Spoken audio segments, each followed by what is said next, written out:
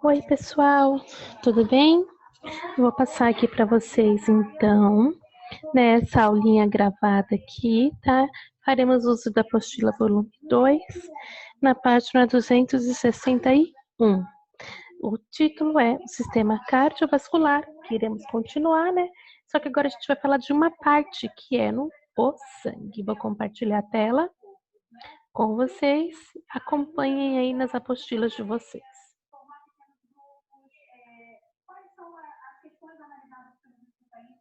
Então, vamos lá.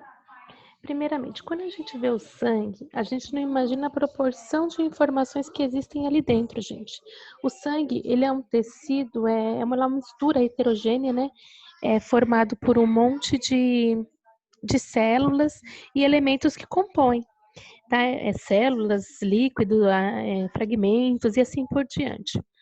Esse sangue em si é o que transporta tanto o alimento para as células quanto o oxigênio que elas precisam para sobreviver e desencadear as funções dela. Além de tudo, é claro, também de levar células que são responsáveis pela defesa do organismo, certo? Aqui nós temos uma imagem do que seria mais ou menos os componentes do sangue, né? Na qual aqui em vermelho a gente tem essas células meio que achatadas, né? Que são chamadas de glóbulos vermelhos, né? Essas amarelinhas aqui, meio que pedacinhos estranhos e sem forma específica, que estariam representando as plaquetas, e aqui essas nessa coloração diferente, né, meio arroxeada, meio esbranquiçada de um lado, seriam os glóbulos brancos, os que fazem a defesa do corpo, do nosso organismo. Tudo bem? Quando a gente pega esse sangue nosso, a gente coloca em uma centrífuga. A centrífuga é um elemento que tem uma rotação muito alta, que consegue separar esse nosso sangue nas partes que contém ele. Por exemplo, nessa primeira imagem aqui a gente tem um sangue todo misturado, e aqui a gente tem o sangue que foi colocado na centrífuga, certo? E o que acontece? A gente percebe que ele foi separado nas frações que compõem ele. Aqui está vermelhão, aqui tem uma partezinha e aqui tem outra, certo? Então, nós separamos aqui o sangue nas porções que compõem o sangue. Vamos fazer uma leitura aqui dessa informação ao lado.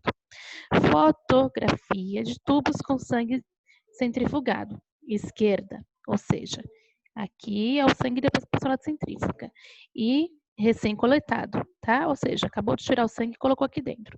Depois que fez, colocou ele aqui dentro, colocou ele dentro da centrífuga e a centrífuga rodou numa velocidade muito alta que foi possível separar e deixar o sangue dessa forma, tá?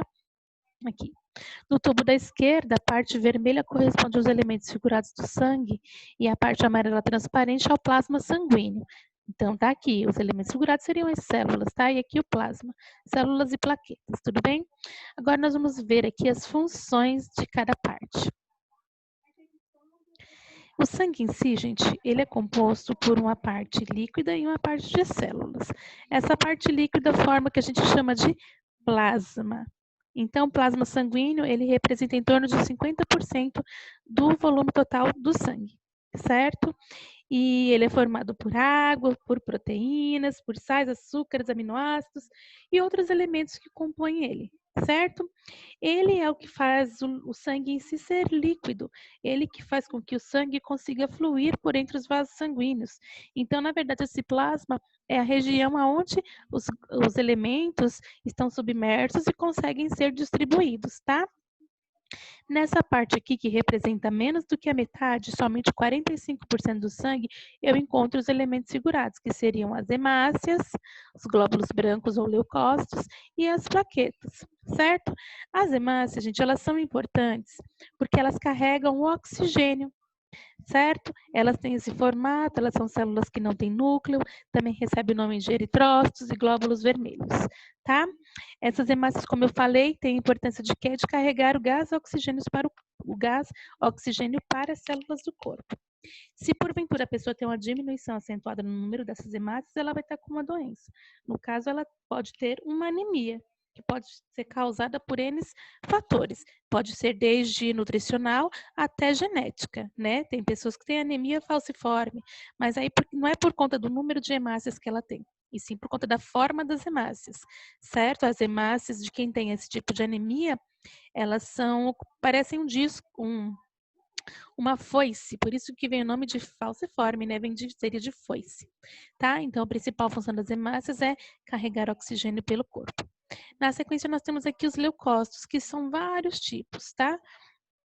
Dentro dos leucócitos eu tenho monócitos, eu tenho linfócito, eu tenho eosinófilo, eu tenho basófilo, tudo isso são exemplos de leucócitos.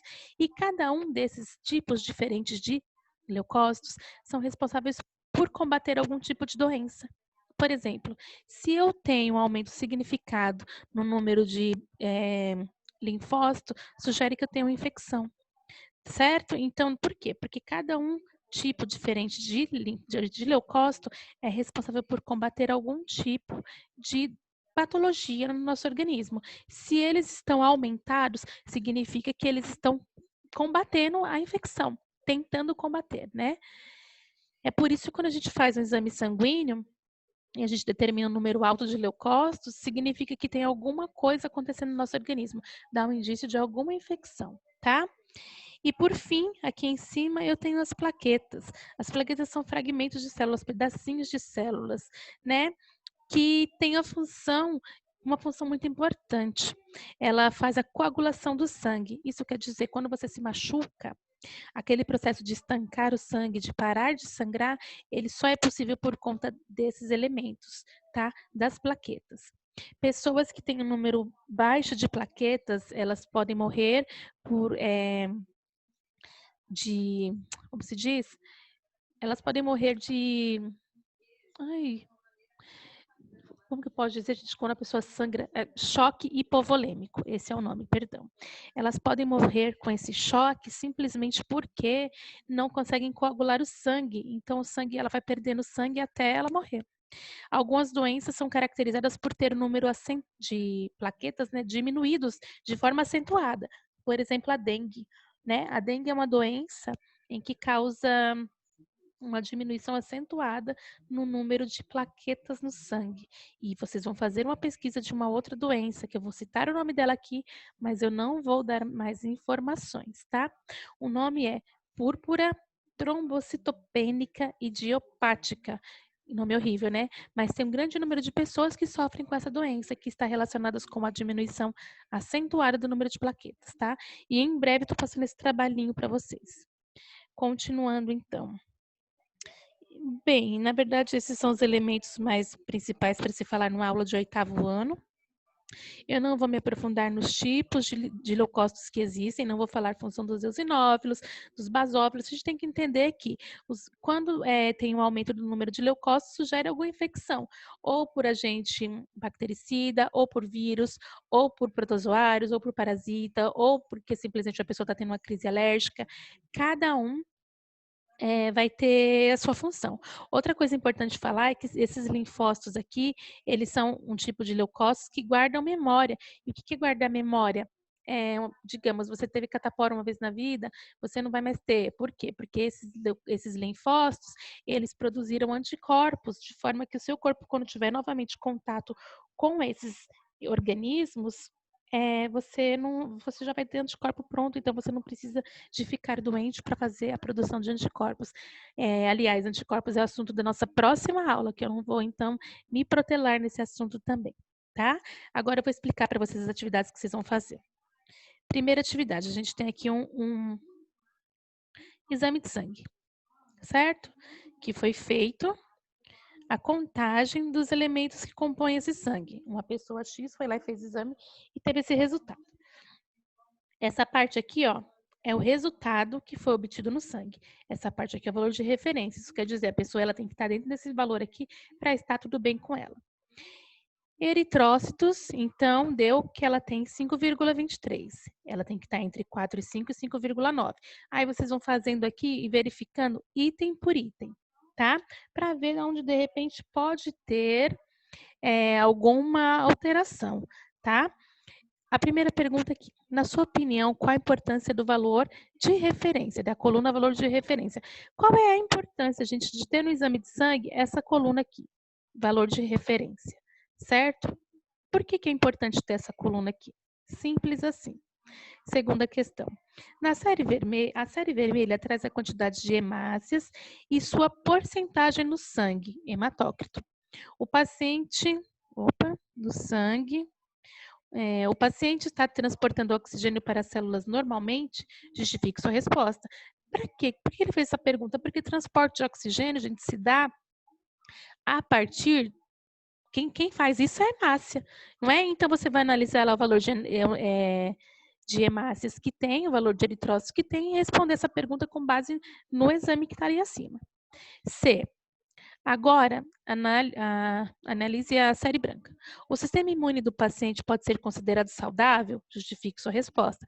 Mais uma vez, você vai analisar o resultado e chegar em uma conclusão acerca disso. Compare o número de leucócitos totais com a soma das demais células analisadas da série branca. Como você explica esse resultado?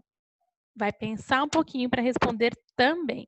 Você vai, então, verificar a quantidade total de leucócitos e ver se bate com a total de série branca e me dizer o que pode estar acontecendo. E a contagem de plaquetas final do quadro desse paciente está normal?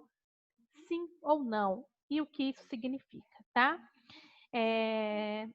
Aqui com relação à plaqueta, tá, gente? A coagulação do sangue que eu já expliquei para vocês, mas vamos dar mais uma lidinha aqui. Quando um vaso sanguíneo se rompe, as plaquetas liberam substâncias conhecidas como fatores de coagulação. Esses fatores transformam essas proteínas presentes no plasma sanguíneo em uma rede de fibras que retém os elementos figurados do sangue, principalmente as hemácias, formando um tampão para interromper o sangramento. Existem pessoas que não produzem os fatores de coagulação. Essa é uma doença hereditária, conhecida como hemofilia, cujo tratamento é a administração do fator coagulante, do qual o paciente é deficiente. Essa doença hemofilia, gente, ela é uma doença genética. E ela está ligada a um cromossomo X. O que acontece? Quando a pessoa tem essa doença, não adianta ela ela se alimentar de forma que auxilia a coagulação no sangue, né, tomando as vitaminas adequadas, e não adianta também ela achar que vai ter cura, porque não vai, tá? O que acontece? Uma pessoa com hemofilia, ela sempre vai ter que viver sobre as condições e sobre os medos de sofrer qualquer tipo de acidente. Desde de furar um dedo até um arranhão no joelho, são situações que podem levar a pessoa à morte, porque ela nunca vai parar de sangrar, se ela não for para o hospital, certo? Ela nunca vai parar de sangrar, ela vai sangrar até morrer se ela não for para o hospital, porque ela não tem plaquetas, ela não tem fator de coagulação. Se ela não tem esse fator, então significa que ela não tem como coagular o sangue, tá? Então é isso, gente. Eu espero por vocês lá no mural do Classroom para esclarecimento de dúvidas e para a gente conseguir responder essas questões, certo? Um forte abraço e até breve. Beijo.